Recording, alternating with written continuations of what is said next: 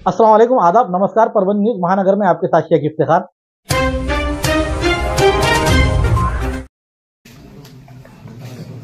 आज परभणी शहरामध्ये इथं जी घटना काही दिवसांपूर्वी घडली, ज्याच्यामध्ये सामान्य लोकांवर जो प्रशासनाने अन्याय केला आणि तो अन्याय होत असताना दुर्दैवी त्याच्यामध्ये एक सामाजिक कार्यकर्ता जो गरीब कुटुंबातला होता, वकील होण्याचं स्वप्न मनामध्ये ठेवलं होतं, असे सोमनाथराव सूर्यवंशी यांचा दुर्दैवी मृत्यू 2 दिवसापूर्वी झाला। आज त्यांच्या कुटुंबाला भेटण्यासाठी काय या शहरामध्ये घडलं हे सर्व सामाजिक कार्यकर्त्यांकडून समजून घेण्यासाठी व प्रशासनाशी भेट घेऊन प्रशासनाकडून काय गोष्टी घडल्या या सुद्धा समजून आम्ही सर्वांनी घेतल्या। तसंच लोकनेते कैलासवासी वाकोडे साहेब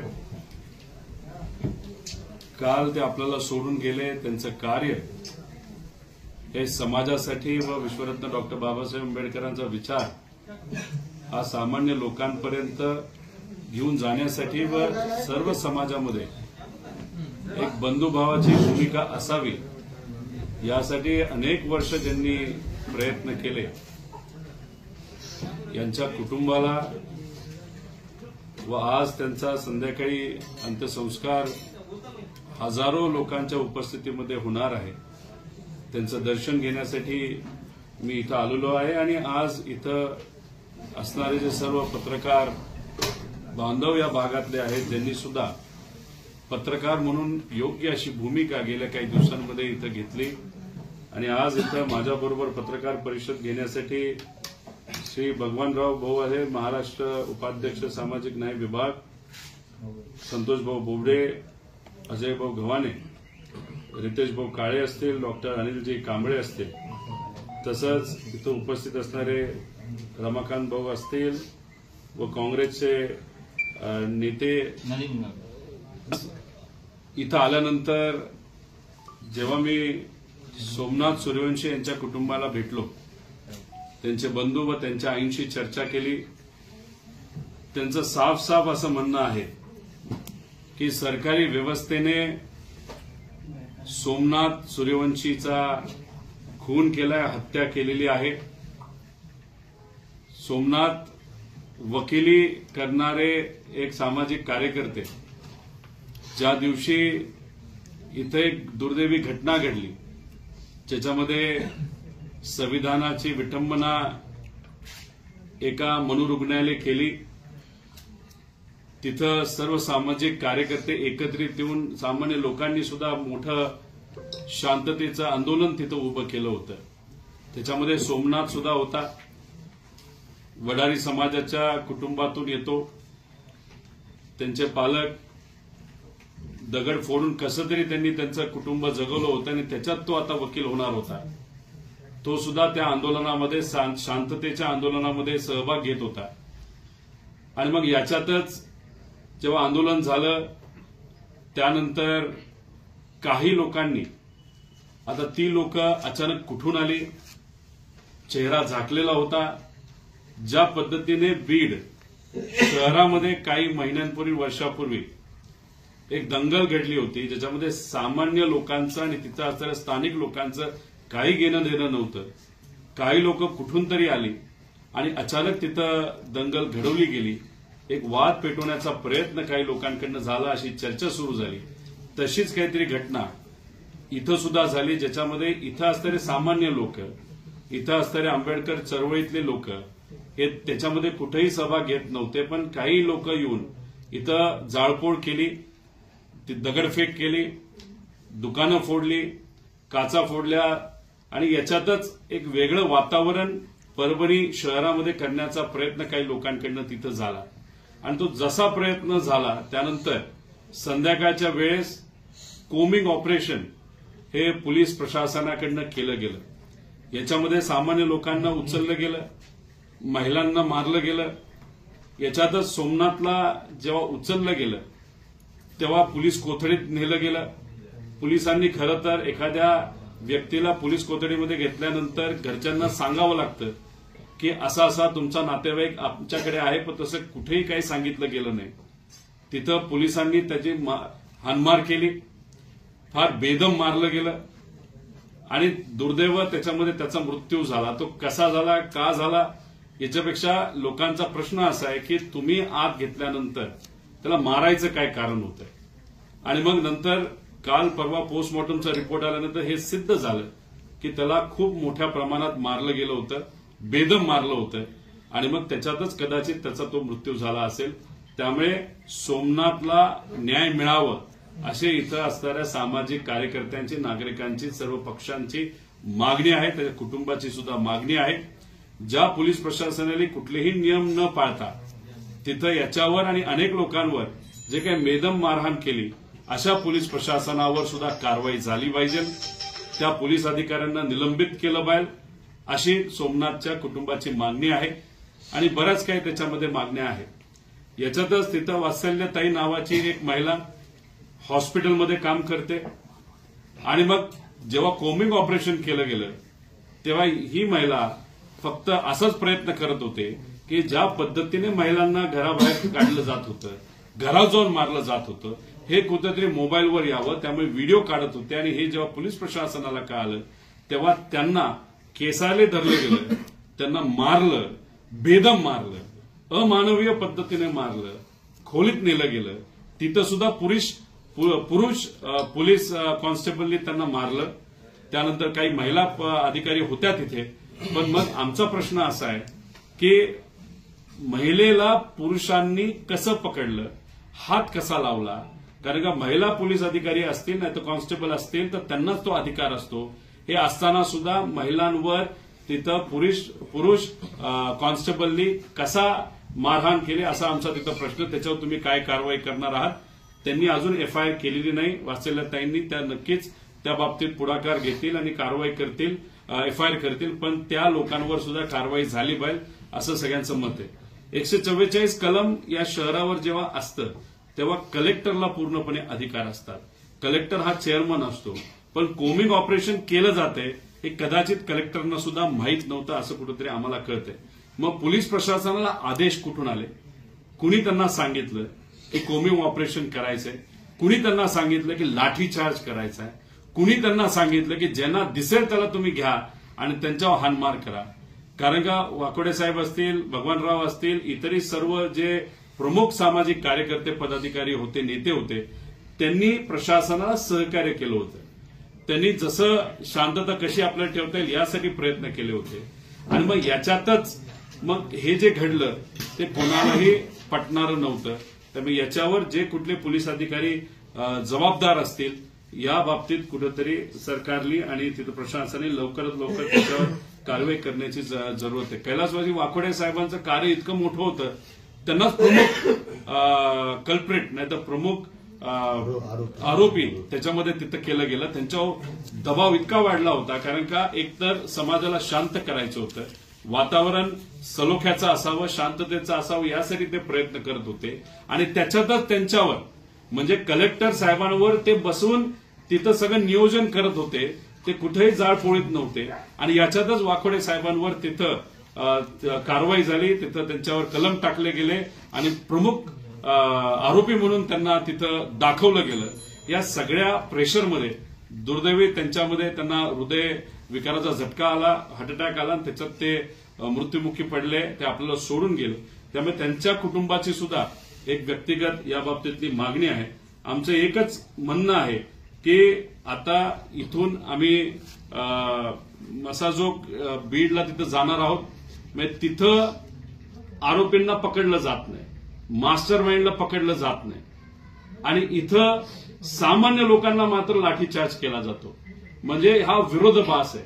म्हणजे एका बाजूला सामान्य लोकांना घरातून बाहेर काढून फार जेलमध्ये टाकलं जातं, जेलमध्ये मारलं जातं आणि दुसऱ्या बाजूला एक सामाजिक कार्यकर्ता, एक सरपंच, जो बौद्ध समाजाच्या वॉचमॅन म्हणून काम करणाऱ्या लोकांवर जो अन्याय झाला त्यांच्या बाजूने तिथं भूमिका घेण्यासाठी गेल्यानंतर त्याच्यावर नंतर जी काय ज्या पद्धतीने कारवाई झाली, पोलीस प्रशासन प्रमुख आरोपींना पकडत नाही, त्यामुळे तिथं वेगळा नाही. म्हणजे ज्याच्याकडे सत्ता आहे, ज्याच्याकडे पैसा आहे, ज्याच्याकडे ताकद आहे, ज्याच्याकडे काहीतरी राजकीय वजन आहे, यांना मात्र वेगळं ठेवलं जातं आणि सामान्य कार्यकर्त्यांना मात्र त्या ठिकाणी अन्याय केला जातो. अशी कुठेतरी भूमिका प्रशासनाकडनं घेतली जाते असं आम्हाला वाटतं.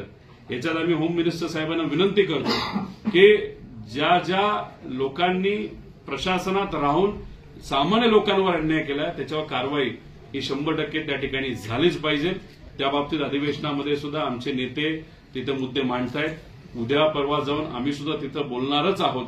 पण फडणवीस साहेबांनी याच्यामध्ये लक्ष देण्याची जरूरत आहे आणि ते देत असताना पोलीस प्रशासन असं का वागलं, त्यांना अधिकार कुणी दिला, कुणी लाठीचार्ज करण्यासाठी तिथं सांगितलं, का ते केलं, का तिथं सूर्यवंशींचा मृत्यू तिथं झाला, का महिलांवर तिथं हल्ला केला गेला, का लाठीचार्ज केला गेला, असे अनेक प्रश्न त्याचे उत्तर हे सरकारकडनं दिलेच गेले पाहिजे असं आमच्या सगळ्यांचं मत आहे. आणि ही सगळ्या गोष्टी बघण्यासाठी आम्ही सर्वजण इथं आलेलो आहोत. इथं पत्रकारांनी सुद्धा योग्य अशी भूमिका घेतली. या सर्व सामाजिक कार्यकर्त्यांचं आणि इथं असणाऱ्या नागरिकांचं प्रामाणिक मत आहे की शांतता या शहरामध्ये राहिली पाहिजे. पण ती शांतता राहत असताना सामान्य लोकांवर, सामाजिक कार्यकर्त्यांवर कुठेही अन्याय झाला नाही पाहिजे आणि ज्या लोकांनी खऱ्या अर्थाने इथं अन्याय केला अशांवर तिथं कारवाई ही झालीच पाहिजे, प्रशासनाचे असले तरी. आणि त्याच्याच बरोबर सूर्यवंशी कुटुंब असेल, वाकोडे साहेबांचं कुटुंब असेल आणि इतरही ज्या लोकांवर अन्याय झाला, वात्सल्य ताई असतील आणि इतरही ज्या काही लोक असतील, ज्या ज्या कुटुंबावर अन्याय झाला त्या कुटुंबाला सुद्धा सरकारकडनं मदत ही केली गेली पाहिजे. ज्याच्या ज्या काही मागण्या असतील त्या समजून घेतल्या पाहिजे. पण ह्या लोकांना न्याय मिळालाच पाहिजे असं आमच्या सगळ्यांचं मत आहे. तुम्ही समजून घ्या की जे लोक तिथं लाठीचार्ज करतात, लाठीचार्ज करणारे तर त्याच्यावर कारवाई झालीच पाहिजे. पण महत्वाचं काय असतं की लाठीचार्ज करायला कुणी सांगितला, तो अधिकार त्यांना कुणी दिला हे सुद्धा बघण्याची तिथं जरूरत आहे. त्यामुळे लाठीचार्ज करा नाही तो कोमिंग ऑपरेशन करा, ते सुद्धा कलेक्टरला माहिती नसताना हा अधिकार त्यांना कुणी दिला, कुणी तो आदेश काढला हे बघण्याची जरूरत आहे. ज्या व्यक्तीने तो आदेश काढला त्याला सुद्धा विचारलं पाहिजे की हा आदेश का काढला गेला, काय कारण असं होतं. आणि हे जे काही 30-40 लोक होते, पोलीस नाही पण जे असे काही मास्क घालून छड्या हातामध्ये घेऊन त्यांनी जो काही धुडगूस घातला होता दुपारच्या वेळेस, ती लोक सुद्धा कोण होती हे सुद्धा बघण्याची जरूरत आहे. दुसरं महत्वाचं पाहिजे हे बघा, एक तर पोलीस कॉन्स्टेबल जे असतात त्यांना वरून जे सांगितलं जातं त्या पद्धतीने ते वागत असतात. त्यांना आदेश कुणी दिला हे कुठेतरी बघावं लागेल. पोलीस प्रशासनाचे कपडे घालून जर कोणी दुडगूस घालत असेल तर हे सुद्धा बघण्याची जरूरत आहे. ही गोष्ट अजूनपर्यंत कुणी मला सांगितली नव्हती, तुमच्याकडून तो इनपुट तिथं आलेला आहे. पण मुद्दा असा आहे की पोलीस प्रशासन मध्ये असणारे काही कॉन्स्टेबल जेव्हा कोमिंग ऑपरेशन करत होते तेव्हा सुद्धा ते काही रिक्षा चालकांना मारत होते. त्यांनी विश्वरत्न डॉक्टर बाबासाहेब आंबेडकरांचं नाव असणाऱ्या ज्या काही रिक्षा होत्या त्या सुद्धा तिथं कुठेतरी फोडल्या होत्या. त्यामुळे हे का केलं गेलं अशा पद्धतीने, म्हणजे पोलीस प्रशासनाचं काय काम होतं, जे काय 30-40 लोक त्या सीसीटीव्हीमध्ये आले होते जे दुपारी दुडगूस घालत होते. आमचं मत आहे ज्यांनी खऱ्या अर्थाने दुडगूस घातला त्यांच्यावर कारवाई करा. आम्ही आणि इथं असणारे सामाजिक कार्यकर्त्याचं कुठेही काही म्हणणं नाही की कोणालाही तुम्ही पडद्याआड ठेवा. पण ज्या लोकांनी अन्याय केला आहे, जे काही तोडफोड केलेली आहे त्यांच्यावर कारवाई जी काय करायची करा. पण त्यांच्यावर कारवाई करण्याच्या नावाखाली जे काही नंतर कोमिंग ऑपरेशन केलं आणि त्यात घरामध्ये जाऊन ज्या काही महिलांवर अत्याचार केले, म्हणजे लाठीचार्ज केला, नाही तर मुलींना तिथं मारलं, लहान मुलांना मारलं असं कळतंय आणि पुरुषांना सुद्धा तिथं मोठ्या प्रमाणात मारलं गेलं, हे जे काय घडलं ते योग्य नाही. त्यामुळे अशा पद्धतीचा अधिकार हा दिला कोणी हे आमच्या सगळ्यांचं तिथं मत आहे. आणि जर तुम्ही बघितलं व्यापाऱ्यांनी सुद्धा सहकार्य केलेलं आहे, सर्व समाजाने तिथं सहकार्य केलेलं आहे. पण अशा पद्धतीने कोणाच्या तरी घरात जाऊन मारणं हे योग्य नाही, हे आपल्या लोकशाहीला पटणारं नाही. महाविकास आघाडीचे दोन्ही खासदार परभणीतले संजय जाधव आणि फौजिया खान यांनी आरोप केला होता की परभणीमध्ये ज्या दिवशी संविधानाची विटंबना झाली त्या दिवशी इथं बांगलादेशच्या विरोधात मोर्चा काढण्यात आला आणि त्यानंतर हे प्रकार झाला. काय वाटतं तुम्हाला? तुम्ही फिरलात, सर्वांशी चर्चा केली, प्रशासनाशी केली. काय वाटतं एकूण या सगळ्या घटनेमध्ये? बघा, एकच मी इथं म्हणेल की एकतर खासदार दोन्ही असतील आणि आमदार सुद्धा आपल्या या शहराचे, ते सुद्धा या सगळ्या परिस्थितीला लक्ष ठेवून आहेत. लोकांना जिथं कुठं सहकार्य लागतंय तिथं ते सहकार्य करण्याची भूमिका तिथे करत आहेत. पण माझं व्यक्तिगत मत आहे की हे जे काही मोर्चे निघाले दोन्ही, त्या मोर्चेमध्ये असणारे जे सामान्य लोक होते त्यांचं काही घेणं देणं नाही हे जाळपोळीचं. तिथं काही ठराविक लोक जी आली, जी काही 20, 25, 30 लोक होते, जे मुद्दामून तिथं आणली गेली होती का आली होती, ज्यांचे मास्क घालून होते त्यांनी तिथं जाळपोळ केली, दगडफेक केली. मग कुठंतरी एक वेगळं वातावरण करण्याचा प्रयत्न होता का? त्याच्यामध्ये दोन समाजामध्ये वाद निर्माण करण्याचा प्रयत्न होता का? हे 40 लोक आली कुठून, हा प्रश्न आमच्या सगळ्यांचा तिथं आहे. आणि त्याच्याच बरोबर बीडमध्ये जे घडलं ते असंच घडलं होतं. तिकडं सुद्धा एक वेगळं वातावरण, दोन समाजामध्ये वाद निर्माण करण्याचा प्रयत्न केला गेला होता. भाड्यावर अशी लोक आणली होती ज्यांनी जाळपोळ तिथं केली, त्यांचं परत काहीच झालं नाही. आमचं मत होतं त्यावेळेस सुद्धा ही लोक कोण हे तुम्ही तिथं शोधा. त्यावेळेस सुद्धा पोलिसांनी शोधलं नाही. माझा प्रश्न संविधान विटंबनेच्या संदर्भातला होता की संविधानाची विटंबना ज्या दिवशी झाली त्या दिवशी इथं मोर्चा होता आणि त्या मोर्चाच्या नंतर हे प्रकार घडला असं दोन्ही खासदारांनी आरोप केला होता. तर तुम्ही इथं बघितल्यानंतर काय वाटतं की मला माझं व्यक्तिगत मत असं आहे, लोकांशी चर्चा केल्यानंतर, की दोन्ही जे काही समाज असतील नाही तर दोन्ही जे काही आंदोलनं झाली असतील त्याच्यामध्ये सहभाग घेणारे जे सामान्य लोक आहेत त्यांचा आणि जाळपोळ करण्याचा काही घेणं देणं तिथं नाहीये. जे आम्हाला जे लोकांनी सांगितलेलं आहे, कुणीतरी मुद्दामून बाहेरून काही लोक आणली होती, नाहीतर ती आली होती आणि त्यांनी या परभणी शहरामध्ये एक वेगळ्या प्रकारचं वातावरण व्हावं, समाजामध्ये वाद निर्माण करण्याचा एक प्रयत्न कुठेतरी अप्रत्यक्षपणे केला गेला आहे का, अशी शंका इथं असणाऱ्या लोकांना तिथं वाटते. असं माझं तिथं मत आहे. त्यामुळे दोन्ही जे काही तिथं निदर्शनं झाली त्याच्यात असणाऱ्या लोकांचं याच्याशी काही घेणं देणं नसावं. पण बाहेरून मुद्दामून काही लोकांना आणलं गेलं, नाही तर ते आले आणि एक वेगळं वातावरण परभणीमध्ये निर्माण व्हावं यासाठी ठराविक लोकांनी प्रयत्न केला असावा, असं कुठेतरी आता शंका लोकांना वाटायला लागलेली आहे. तुम्ही म्हटले की 144 असताना जिल्हाधिकाऱ्यांना लाठीचार्जची नेमकी माहिती नव्हती, मग गृहमंत्री नाही, कोणाकडे तुमचा नेमका रोष आहे की कोणी आदेश दिला असेल? बघा, एक तर मंत्री महोदय जे आहेत ते आता अधिवेशनामध्ये आहेत, त्यांच्याकडनं फोन आला असेल नसेल हे मला माहित नाही, कदाचित तो आलाही नसेल. विषय असा आहे की इथं असणाऱ्या प्रशासनाने ज्या पद्धतीने आदेश दिला, नाहीतर तिथे स्वतः हातामध्ये लाठी घेऊन तिथं जे काही लाठीचार्ज केला गेला, एवढं धाडस आणि हा अधिकार तुम्हाला दिला कोणी? एक तर पोलीस प्रशासनाला वरून फोन आल्याशिवाय असं वागणूक द्यायचं कुठेही त्यांना अधिकार नसतो. तो अधिकार वरून न दिला गेला असताना पोलिसांनी स्वतःच्या हिमतीवर असा निर्णय का घेतला असा आमचा प्रश्न आहे. त्याचं उत्तर पोलीस प्रशासनाने त्या ठिकाणी द्यावं. घटना घडून 7 दिवस झाले, विटंबनेची घटना, त्यानंतर दगडफेकीची घटना. मात्र सरकारकडून अद्याप एसआयटी किंवा स्पेशल इन्व्हेस्टिगेशन टीमची घोषणा करण्यात आली नाही. सरकार संवेदनशील असं वाटतं का रोहितजी तुम्हाला? मला ते कळत नाही, तुम्ही एसआयटीच्या नादी सगळे का लागता? अशा अनेक एसआयटी झालेल्या आहेत ज्याच्यामध्ये काहीच कुठं पुढे झालेलं नाही. फक्त अधिवेशनामध्ये मुद्दे मांडले जातात, मग उत्तर सरकारकडनं दिलं जातं की एसआयटी आम्ही फॉर्म करतो, पण त्याच्यात काहीच पुढे होत नाही. आपण सगळ्यांनी तिथं बघितलेलं आहे. आता जेव्हा महाराष्ट्र भूषण पुरस्कार द्यायचा होता त्यावेळेस सुद्धा तिथं अशीच एसआयटी फॉर्म केली. अजून एसआयटीचा तिथं रिपोर्ट आलाय का? त्याच्याचबरोबर कोकणामध्ये एका पत्रकाराचा मृत्यू झाला, तिथं त्याला मारलं गेलं, वाईट पद्धतीने मारलं गेलं, त्याच्यावर एसआयटी फॉर्म झाली. त्याचं काय झालं? सुशांत सिंगचा जे काही एसआयटी झाली त्याचा काही निकाल तिथं लागला. त्यामुळे एसआयटी फॉर्म व्हावी आणि त्यातून काही निघेल हे काही नाही. एसआयटी फक्त कुठेतरी एक कारण द्यायचं की आम्ही काहीतरी करतोय आणि तो विषय त्याच्यावर पडदा टाकायचा, एवढंच कुठेतरी प्रकार आहे.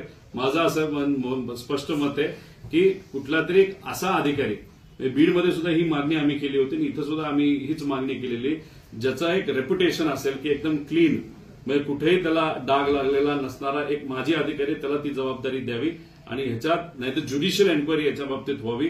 मगच दूध का दूध आणि पाणी का पाणी आपल्याला कळेल. कारण का आज शेतकरी, कष्टकरी, युवा, बेरोजगार असे अनेक प्रश्न आहेत, महिला सुरक्षेचे विषय आहेत. पण असं एक वेगळं काहीतरी वातावरण काही जण मुद्दामून करतात का काय असं कुठेतरी आता शंका वाटायला लागली. ज्याच्यामध्ये सर्वच लोक कुठेतरी या विषयामध्ये गुंतून पडतात आणि त्याच्यावर गरिबावर अन्याय होतो आणि खरे मुद्दे आणि खरे प्रश्न बाजूला राहतात आणि याच्यामध्ये सुद्धा सामान्य लोकांना कुठेच न्याय मिळत नाही. त्यामुळे एसआयटी निर्माण करून न्याय मिळेल असं मला तरी त्या ठिकाणी वाटतं. काही नेत्यांनी असाही आरोप केला की ईव्हीएमचा जो विषय सुरू आहे सध्याच्याला, त्याच्यावर जे प्रोटेस्ट चालू आहे तर त्याच्याकडून लक्ष हटवण्यासाठी असे प्रकार केले जात आहेत. खरं काय घडलं, कसं घडलं, याच्या मागे कोण काय हे आपल्याला शोधावं लागेल, बघावं लागेल आणि त्यासाठीच कुठेतरी निष्पक्ष अशी एन्क्वायरी या बाबतीत होण्याची जरूरत आहे आणि एसआयटीच्या मधून ते होईल असं मला वाटत नाही. ज्युडिशियल एन्क्वायरी जर होत असेल तर मग आपण त्या गोष्टीचं स्वागत केलं पाहिजे, पण अशा घटना घडू नये यासाठी सुद्धा दक्षता तिथं घेतली पाहिजे. पण परभणीमध्ये असणाऱ्या सर्व नागरिकांचं मी खरंच मनापासून आभार व्यक्त करतो की सर्वजण एकत्रित आले, सगळे समाज एकत्रित आले आणि कुठेतरी ह्याला एक फार वेगळं हिंसक वळण मिळू शकत होतं. सर्व समाजाच्या लोकांनी एक निर्णय घेतला, सामाजिक कार्यकर्त्यांनी निर्णय घेतला की शांतता तिथं राहिली पाहिजे. पण ह्या सगळ्यांचं मत आहे की आम्ही शांतता तिथे ठेवली असली तरी गरिबावर, सामान्य लोकांवर जो अन्याय झाला त्या लोकांना आणि त्या कुटुंबाला न्याय हा मिळालाच पाहिजे अशी भूमिका सगळ्यांची आहे आणि त्या पद्धतीनेच पत्रकारांनी सुद्धा खूप महत्वाचा रोल याच्यामध्ये प्ले केलेला आहे. त्यामुळे तुम्हालाही मी विनंती करतो की जोपर्यंत गरिबाला न्याय मिळत नाही तोपर्यंत आपण लिहित राहावा आणि आम्ही सर्वजण सुद्धा अधिवेशनामध्ये आणि योग्य असा गोष्टींचा वापर करून सरकारबरोबर या बाबतीतली चर्चा तिथं करत राहू आणि इथं असणाऱ्या सामाजिक कार्यकर्त्यांबरोबर आम्ही आहोत, कुटुंबाबरोबर आहोत, एवढंच या ठिकाणी. हा जो प्रकार झाला अनेकांचं मोठं नुकसान झालेलं आहे. या पोलिसांच्या विरोधात काही कारवाईची मागणी करणार आहात आणि जो नुकसान झालेलं आहे या नुकसानीच्या संदर्भात एक तर कलेक्टर साहेबांशी आमचं बोलणं झालेलं आहे. ज्या व्यापाऱ्यांचं नुकसान झालंय त्यांना लवकरात लवकर तिथं मदत मिळाली पाहिजे. त्याच्याचबरोबर ज्या लोकांवर अन्याय झालाय जसं सूर्यवंशी असतील, वात्सल्याताई असतील, इतरही सर्व जे काही लोकनेते वाकोडे साहेब असतील, त्यांचं कुटुंब असेल, यांना तर न्याय पहिला मिळालाच पाहिजे. त्याच्याचबरोबर पोलिसांकडनं जे काही तिथं तोडफोड केली गेली, रिक्षा असेल आणि बऱ्याच काही गोष्टींची, तर तिथं सुद्धा पोलिसांवर कारवाई होणं फार महत्वाचं आहे. महिलांना ज्या पुरुष कॉन्स्टेबलनी हात लावलं, केस ओढली, त्यांच्यावर लाठीचार्ज केला, अशांवर सुद्धा कारवाई करण्याची जरूरत आहे. जर अशा पद्धतीने तुमच्याकडे वर्दी आहे, तुमच्याकडे युनिफॉर्म आहे म्हणून त्या युनिफॉर्मचा वापर तुम्ही कसाही जर करणार असाल, हे पूर्वीचं काय पोलीस मला असे होते असं मला वाटत नाही. ही नवीन स्टाईल आता कुठेतरी आली आहे आणि त्याचा दुरुपयोग हा प्रशासनाकडनं केला जातोय असं आमचं सगळ्यांचं मत आहे. त्यामुळे जे कोणी जबाबदार पोलीस अधिकारी असतील त्यांच्यावर कारवाई वरपासून खालपर्यंत ही झालीच पाहिजे असं लोकांची मागणी आणि आमची सुद्धा आहे. हा जो काही प्रकार झाला हा प्रकार हाताळताना प्रशासन सपशेल फेल ठरला असा तुमचा आरोप आहे.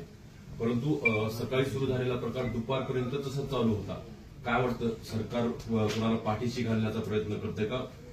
काही अशा यंत्रणा आहेत सरकार पुरस्कृत या वाढवण्यासाठी? दादा मी तुम्हाला हे सांगतो, त्या मागे कोण आहे, काय कसं हे नाही. आपलं सरकार असलं असतं तर आम्ही सगळंच शोधून काढलं असतं. पण बीडमध्ये हेच गोष्ट घडली.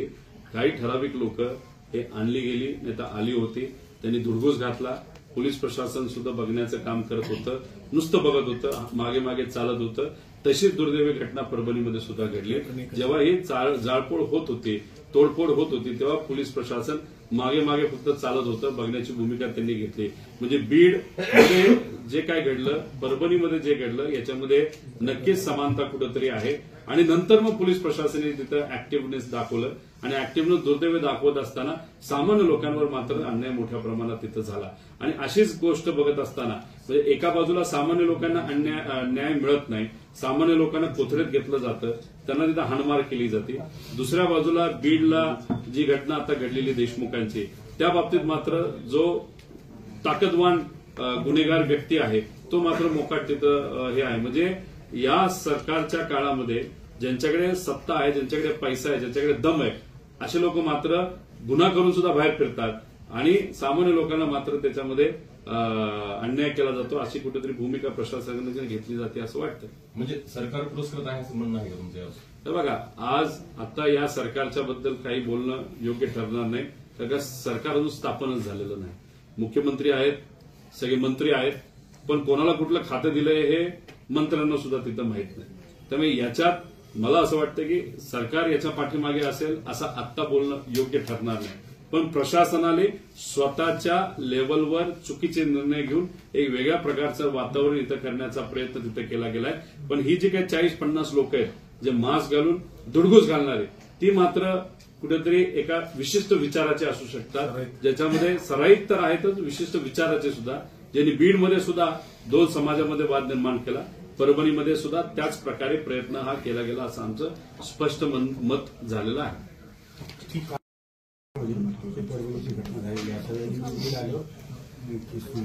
माझं एकच मत आहे की संविधानावर विश्वास असणारे आम्ही सर्वजण आहोत.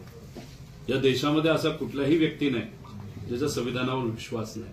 विश्वरत्न डॉक्टर बाबासाहेब आंबेडकरांनी आम्हा सगळ्यांना अधिकार दिलेले आहेत, पण अधिकार देत असताना नाहीतर आपण जेव्हा संविधान योग्य पद्धतीने त्या संविधानाचा अभ्यास जेव्हा करतो त्याच्यामध्ये जातीवाद कुठंच दिसत नाही, त्याच्यामध्ये धर्मवाद दिसत नाही. सगळ्यांना समान वागणूक मिळणं हे अतिशय महत्वाचं आहे असं कुठंतरी आम्हाला त्याच्यातून दिसतं आणि हेच आम्ही संविधानाच्या माध्यमातून आपण शिकलेलो आहोत. एखाद्या पत्रकार परिषदेमध्ये नाहीतर एखाद्या भाषणाच्या माध्यमातून जर आपण कुठंतरी वेगळ्या पद्धतीचं वक्तव्य तिथं करत आहोत, त्याचं प्रत्यक्ष अप्रत्यक्षमध्ये कुठेतरी एक वाद दोन समाजामध्ये निर्माण करण्याचा जर प्रयत्न कुणी करत असेल तर मला असं वाटतं की त्यांना संविधानच समजलेलं नाही. आम्ही संविधानावर विश्वास ठेवणारी माणसं आहोत. कुठल्याही प्रकारे जातीवाद धर्मवाद या देशामध्ये राहू नये यासाठी आम्ही तिथं प्रयत्न करत आहोत. सामान्य लोकांना न्याय मिळणं ही भूमिका आमच्या सगळ्यांची आहे. जर एखादी व्यक्ती वेगळ्या पद्धतीने पत्रकार परिषद घेऊन वेगळ्या दिशेने जर या विषयाला नाही तर या सामाजिक विषयाला जर राजकीय रंग देत असेल तर तो त्यांचा विषय आहे, ते लोकांना पटणार नाही. हमारे न्यूज आपको किस तरह पसंद आ रही है इसके बारे में लाइक करें, शेयर करें, कमेंट करें. अब तक हमारा चैनल सब्सक्राइब नहीं किया है तो सब्सक्राइब जरूर करें और साथ ही साथ हमें फेसबुक पर भी फॉलो करें.